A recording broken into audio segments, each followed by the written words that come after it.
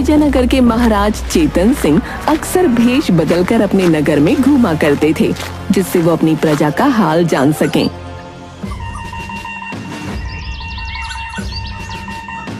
हमेशा की तरह एक दिन महाराज चेतन सिंह विजयनगर के बाजार में घूम रहे थे। तभी उन्होंने देखा कि एक जगह पर कुछ लोग भीड़ लगाकर खड़े हैं। उत्सुकतावश महाराज चेतन सिंह भी वहां पहुंच गए। एक सेठ बोल रहा था, पंडित जी, इस धूर्त ने मुझे धोखा दिया है। मेरा कान साफ करने के बहाने इसने मेरा कान चोरी कर लिया। मुझे मेरा कान वापस चाहिए। हाँ। नहीं पंडित जी, ये सेठ जी झूठ बोल रहे हैं। मैंने ऐसा कुछ भी नहीं किया है। तुम्हारा नाम क्या है युवक? पंडित जी, मेरा नाम हर्ष है और मैं दूसरे नगर से इस नगर में आज ही काम की तलाश में आया था। कैसा काम? पंडित जी, मैं लोगों के कान साफ करने का काम करता हूँ और इसके बदले वो जो कुछ भी मुझे खुशी खुशी दे देते हैं वो ले लेता हूँ। हाँ तो सेठ जी, आप ये कहना चाहते हैं कि हर्ष ने आपका कान चोरी कर लिया है? जी पंडित जी, इसने मेरा कान चोरी कर लिया है। क्या इसकी तलाशी करने पर आपके कान इसके पास मिले? नहीं, इसने जादू से गायब कर दिए। सभी हैरान थे कि सेठ कैसी बातें कर रहा है। भला किसी के कान भी चोरी हो सकते हैं क्या? विजयनगर में रहने वाले पंडित ज्ञान प्रसाद अपनी बुद्धि के लिए बड़े ही प्रसिद्ध थे।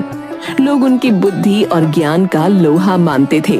हाँ तो युवक, बोलो, तुम क्या कहना चाहते हो? मैं आप सबसे क्षमा चाहता हूँ। मैं सेठ जी को उनका कान वापस कर दूंगा, परंतु उसमें एक मुश्किल है। कैसी मुश्किल? तुमने मेरा एक कान चोरी किया है। या तो मुझे वो कान वापस करो या मैं तुम्हारे पास जितने भी औजार हैं वो सब ले लूंगा। सेठ जी, मुश्किल यह है कि जैसा इसने मुझे बताया, इसके पास चोरी किए गए कानों का खजाना है जिसमें सैकड़ों आदमियों के कान जमा हैं। अब मुश्किल यह है कि इसे याद नहीं कि आपका कान उसमें से कौन सा है। मतलब मैं कुछ समझा नहीं भाई।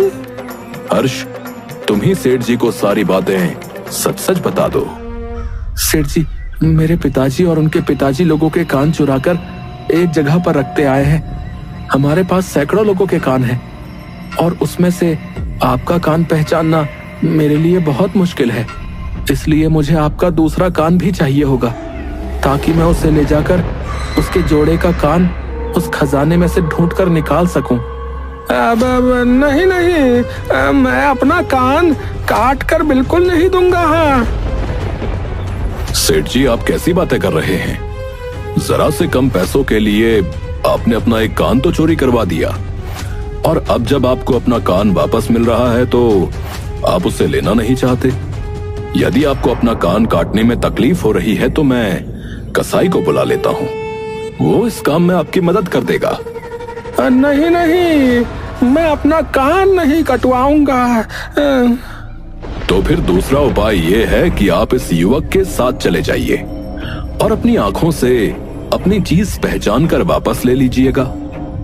नहीं पंडित जी, मैं इसके साथ नहीं जाऊंगा। ये रास्ते में मुझे नाव से उठाकर समुद्र में फेंक देगा। हाँ। तो फिर इस समस्या का हल कैसे निकलेगा? सेठ जी, मुझे मेरी गलती का एहसास हो गया है। मैं अपने पाप का प्रायश्चित करना चाहता हूँ और वो तभी होगा जब मैं आपको आपका कान वापस कर दूं। कोई नगर के कसाई को बुला लो ताकि वो सेठ जी का दूसरा कान काटकर इस युवक को दे दे और ये युवक अपने खजाने से सेठ जी का कान वापस ला सके। सेठ जी, हमारे कर्मों का फल हमें यही मिलता है।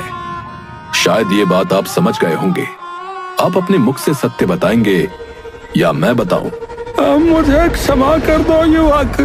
तुम्हारे इन अनोखे और कीमती औजारों को देखकर मेरे मन में लालच आ गया था, इसलिए मैंने ये सब किया ताकि मैं तुमसे ये सब बिना कीमत दिए ले सकूं। पंडित जी, आपका बहुत बहुत धन्यवाद, क्योंकि आज आपकी ही सूझबूझ की वजह से मेरे दादा परदादा की दी हुई ये पुश्तैनी धरोहर बच सकी है। महाराज चेतन सिंह ये सब देखकर पंडित ज्ञान प्रसाद से बड़े प्रभावित हुए और मन ही मन उन्होंने पंडित जी के ज्ञान की परीक्षा लेने का निश्चय किया। चेतन सिंह ने पंडित ज्ञान प्रसाद को दरबार में बुलवाया।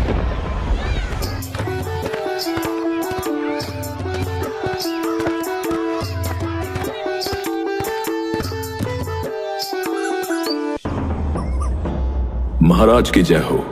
महाराज, आपने मुझे याद किया। हाँ पंडित जी, मैंने आपके ज्ञान की बहुत चर्चाएं सुनी हैं। मैंने सुना है कि आपको धार्मिक बातों का बड़ा ही ज्ञान है। महाराज, ये सब तो ऊपर वाले की कृपा है। मैं तो सिर्फ एक मामूली सा सेवक हूँ। इसका मतलब आप ये कहना चाहते हैं कि आपको ज्ञान नहीं है? नहीं नहीं महाराज, मेरा कहने का अर्थ सिर्फ इतना है कि मैं जो कुछ भी हूँ या मुझे जो कुछ भी आता है वो सब ईश्वर की कृपा है। अच्छा, तो ये बात है। हमारे नगर में लोग आपके ज्ञान का लोहा मानते हैं, परंतु मैं ये तभी मान सकता हूं जब आप मेरे कुछ प्रश्नों का सही उत्तर दे पाएंगे। जैसी आपकी इच्छा महाराज, आप अपने प्रश्न पूछिए, मैं तैयार हूं। महाराज चेतन सिंह को स्वयं तो ज्यादा कुछ ज्ञान नहीं था, पर वो पंडित की परीक्षा लेना चाहते थे। पंडित ज्ञान प्रसाद से पूछने के लिए महाराज चेतन सिंह के पास कुछ सवाल थे। उन सवालों का जवाब पाने के लिए महाराज बड़े उत्सुक थे। पंडित ज्ञान प्रसाद जी, आपसे पूछने के लिए मेरे पास 3 प्रश्न हैं। आपको मेरे तीनों ही प्रश्नों का उत्तर देना होगा, परंतु अगर आपके दिए हुए उत्तर से मैं संतुष्ट नहीं हुआ तो मैं आपको कारागार में डलवा दूंगा। महाराज, आप अपने प्रश्न पूछना आरंभ कीजिए। मैं अपने ज्ञान के अनुसार आपको सही उत्तर देने का प्रयत्न करूंगा।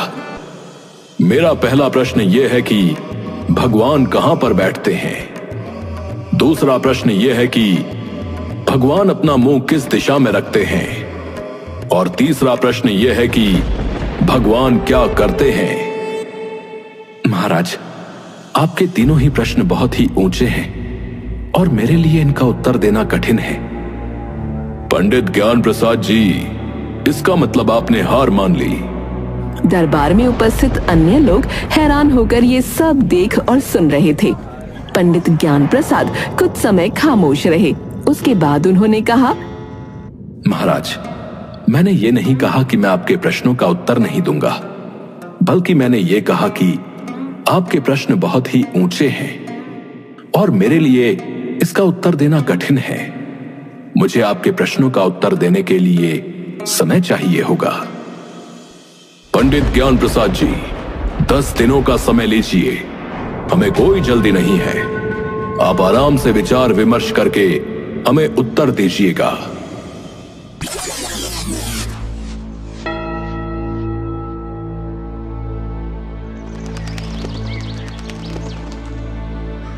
नवे दिन उन्होंने अपनी पत्नी से कहा, भाग्यवान, मुझे अभी तक महाराज के प्रश्नों का उत्तर समझ नहीं आ रहा और कल महाराज द्वारा दी गई समय सीमा का आखिरी दिन है। आप महाराज से कुछ और समय मांग लीजिए। तुम्हारी बात उचित है। मैं कल ही महाराज के पास संदेश भिजवा देता हूँ कि मेरी तबीयत ठीक नहीं है, इसलिए तबीयत सुधरने के बाद मैं प्रश्नों का उत्तर देने उनके समक्ष प्रस्तुत हो जाऊंगा।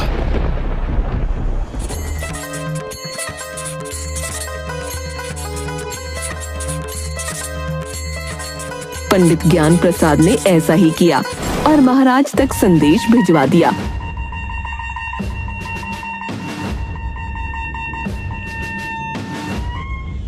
पर पंडित ज्ञान प्रसाद को महाराज के प्रश्नों का उत्तर अभी भी समझ नहीं आ रहा था और वो परेशान रहने लगे। पंडित ज्ञान प्रसाद का शिष्य चंद्रमोहन पंडित जी के चेहरे पर परेशानी को देख व्याकुल होने लगा और एक दिन उसने पंडित जी से पूछा, गुरुदेव, पिछले कुछ दिनों से देख रहा हूं कि आप बहुत परेशान दिख रहे हैं। क्या बात है गुरुवर? कुछ नहीं चंद्रमोहन, सब ठीक है। नहीं गुरुवर, मैं इतने वर्षों से आपके साथ हूं, आज तक मैंने आपके चेहरे पर ऐसे भाव कभी नहीं देखे। आप मुझे अपनी परेशानी का कारण तो बताइए। क्या पता मेरे पास उस परेशानी का कोई हल हो।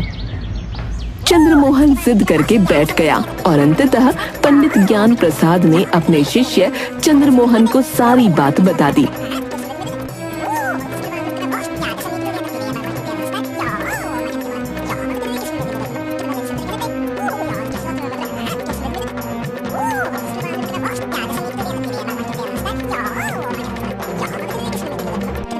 गुरुवर, आप बिल्कुल भी परेशान मत होइए।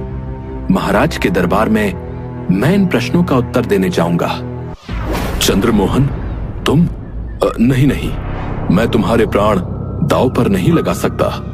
अगर महाराज को प्रश्नों के दिए हुए उत्तर से संतुष्टि नहीं मिलेगी तो वो तुम्हें कारागार में डाल देंगे, और मैं नहीं चाहता कि मेरी वजह से तुम किसी मुश्किल में पड़ो। आप बिल्कुल भी परेशान ना हो। मैं महाराज के पास जाऊंगा और उनके प्रश्नों के उत्तर दे दूंगा। लेकिन दिए हुए उत्तर से महाराज संतुष्ट नहीं हुए तो वो तुम्हें कारागार में डलवा देंगे। आप बिल्कुल भी चिंता न करें। मैं बहुत से संतों और फकीरों के पास बैठता रहता हूं।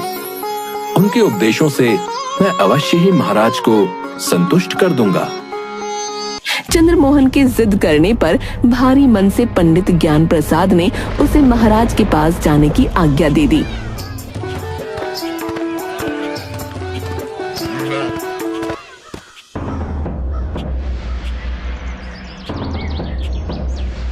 दरबार पहुंचकर चंद्रमोहन ने सबसे पहले अपना परिचय दिया। महाराज की जय हो।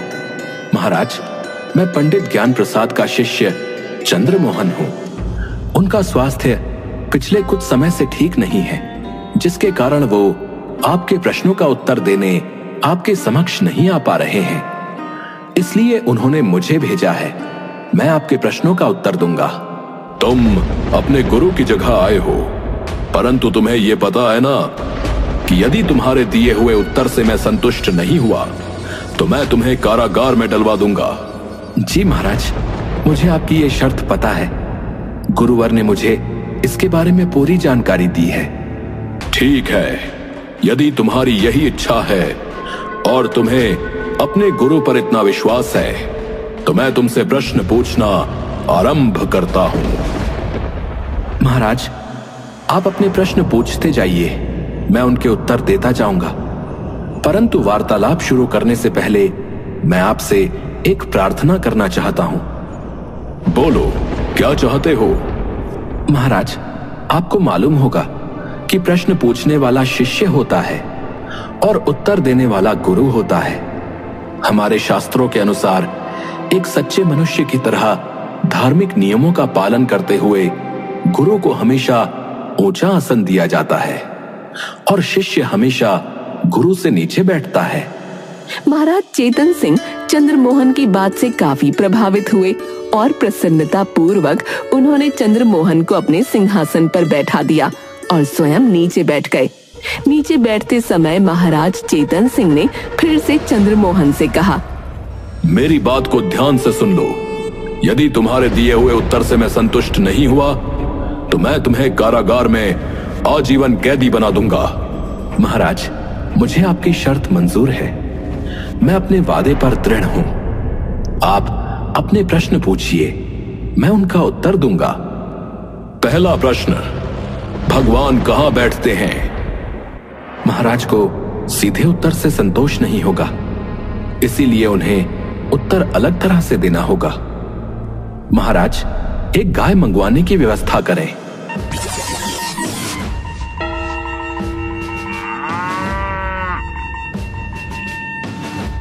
महाराज, क्या इस गाय में दूध है? अवश्य है। कहां पर है? इसके थनों में है। यह गलत उत्तर है। दूध गाय के सारे शरीर में व्याप्त होता है। थन तो केवल उस दूध को बाहर निकालने का साधन है।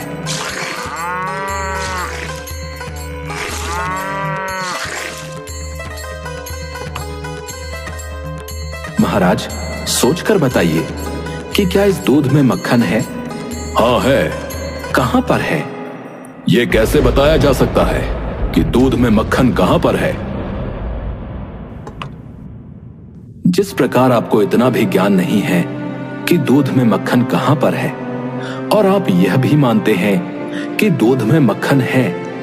इस प्रकार ईश्वर सारे विश्व में सब जगह पर व्याप्त है, वैसे ही जैसे दूध में मक्खन व्याप्त है और दूध गाय के शरीर में सब जगह व्याप्त है।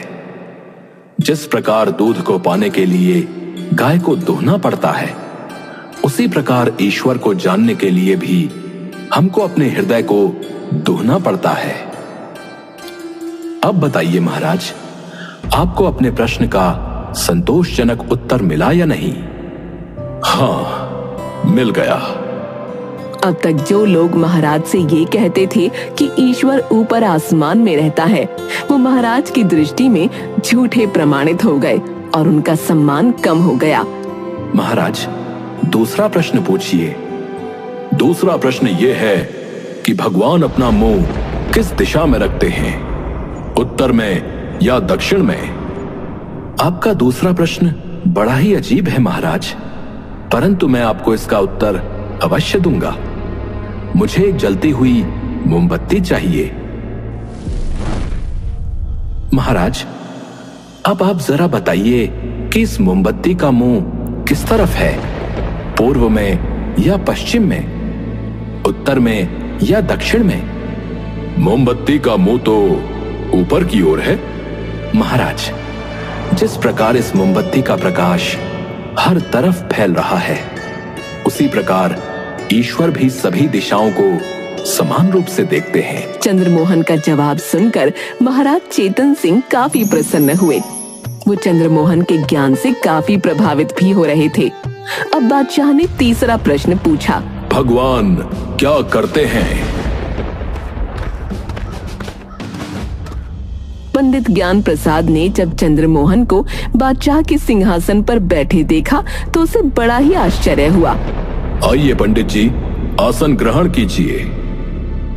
तब चंद्रमोहन ने पंडित ज्ञान प्रसाद को उस स्थान पर बैठने को कहा जहां वो स्वयं बैठा था, यानी सिंहासन पर। और महाराज चेतन सिंह को उस स्थान पर बिठा दिया जो पंडित ज्ञान प्रसाद जी के लिए था। इसके बाद चंद्रमोहन बोला, महाराज, ईश्वर यही करता है, निरंतर परिवर्तन करता है। वो राजा को रंक बना देता है और रंक को राजा बना देता है। संसार में सदा यही होता रहता है। धन होता है तो कभी उसका पतन होता है। किसी व्यक्ति को आदर और सम्मान मिलता है और कभी किसी को तिरस्कार। आशा करता हूं आपको आपके सारे प्रश्नों का उत्तर संतोषजनक प्राप्त हुआ होगा।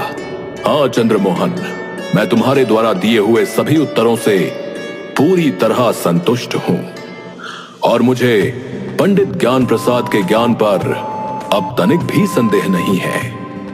मैं आज से पंडित ज्ञान प्रसाद जी को अपने मंत्रिमंडल में विशेष सलाहकार के रूप में शामिल करता हूं और उन्हें उच्च पद प्रदान करता हूं। महाराज की जय हो, महाराज की जय हो। क्षमा चाहता हूं महाराज, परंतु मैं आपके द्वारा दिए गए इस सम्मान के लायक नहीं हूं। आप ऐसा क्यों कह रहे हैं पंडित जी? आपके ज्ञान का लोहा तो आज मैंने भी मान लिया है और ये आपका पुरस्कार नहीं है, ये हमारे राज्य हित के लिए भी अच्छा होगा। क्षमा करें महाराज, चंद्रमोहन ने आपको आपके प्रश्नों के जो भी उत्तर दिए हैं वो सब उसके खुद के ज्ञान, संगत और साधना का फल है। मैं अपने शिष्य की साधना का फल खुद नहीं ले सकता।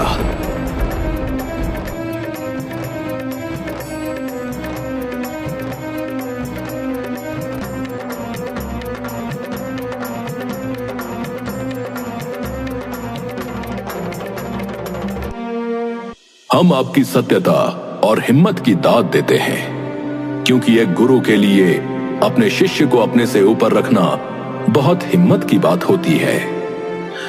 आज आपने ये साबित कर दिया कि आपका ज्ञान सर्वोपरि है। हम चंद्रमोहन को अपने मंत्रिमंडल में विशेष सलाहकार के रूप में सम्मिलित करते हैं और पंडित ज्ञान प्रसाद को अपने विजयनगर राज्य का राज्य गुरु घोषित करते हैं। महाराज चेतन सिंह चंद्रमोहन से इतना अधिक प्रभावित और प्रसन्न थे कि उन्होंने चंद्रमोहन को अपने मंत्रिमंडल में विशेष सलाहकार और पंडित ज्ञान प्रसाद को विजयनगर राज्य के राजगुरु के रूप में रख लिया। अब महाराज चेतन सिंह का मन शांत भी था और प्रसन्न भी।